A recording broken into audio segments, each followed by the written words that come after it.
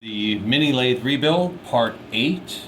I knew at the beginning of this video this was going to be a weird video just because there's so many different things that are going to happen right now.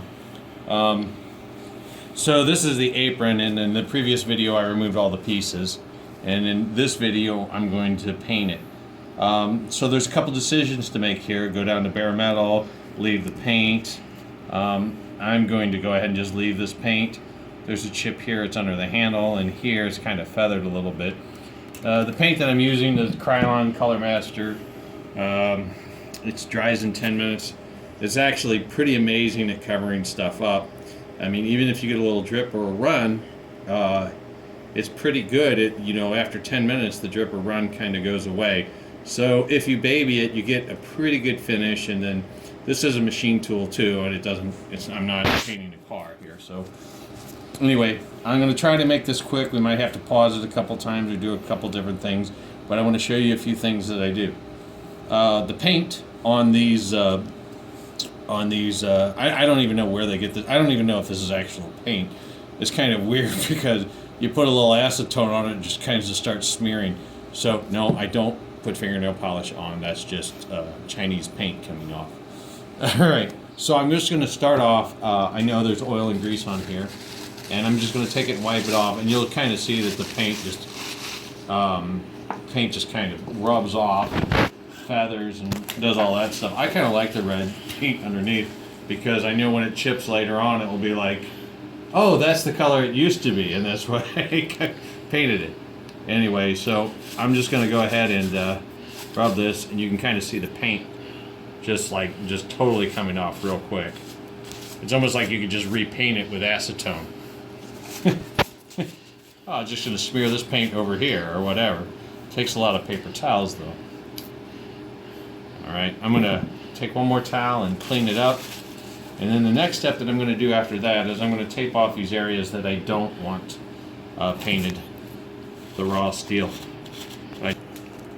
Okay guys, not to bore you to death, I just want to show you a little bit of the taping. And then my videographer had suggested that I put the acetone cap on the acetone, that's a really good suggestion. So don't forget to do that, because you might spill your acetone or whatever, and if you're a smoker then you can burn your house down, and none of that is good. Anyway, so I'm just going to show you a little bit of taping. I don't want to totally bore you to death with this.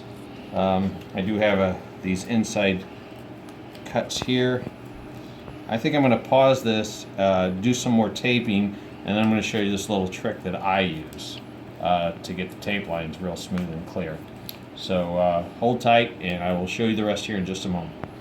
Alright, so I'm going to show you this little trick I use. Is the best one that I know, and I'm sure you all have better techniques, and you can share them in the comment section and tell me how silly I am. But this is what I use, and I'm really happy with it. So I've got the tape on the areas that I don't want painted, the steel ones. And then I got a little, little fold over here. So what I do is I just take the file, make sure that the tape is laying flat here. I'm just really, like I said, this is going to be a weird video, but I just file right here on the corner, like this, and then I just pull this tape off here, and I'll do this all the way around. And it gives me a clean enough edge. I'm happy with it. So,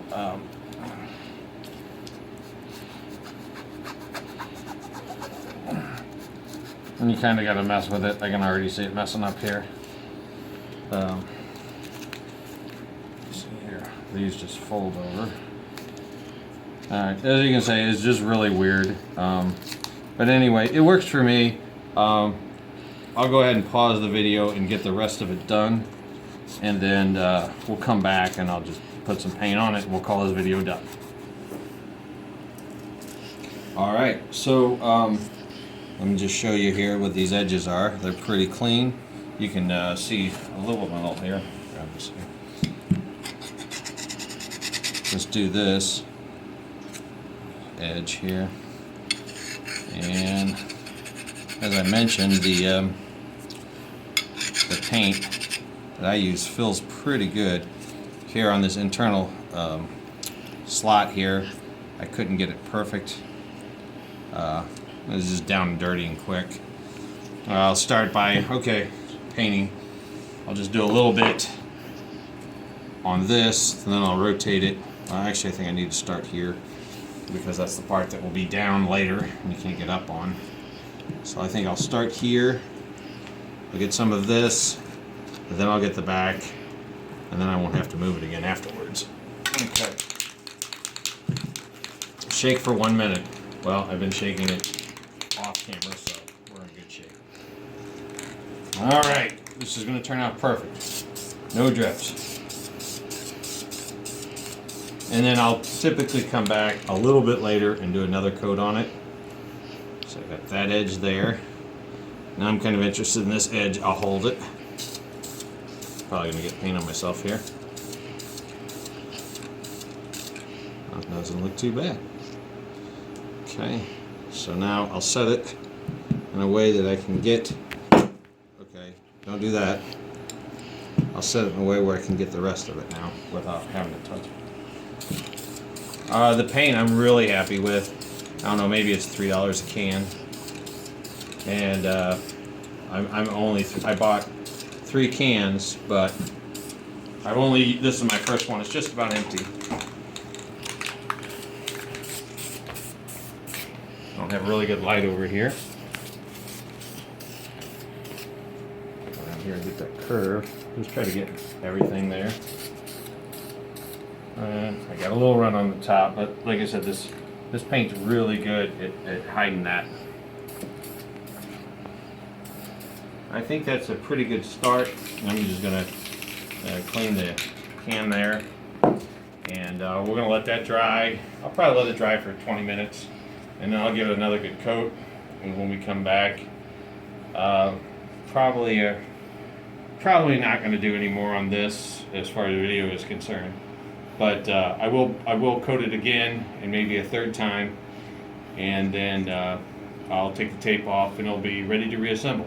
All right, thanks for watching, guys.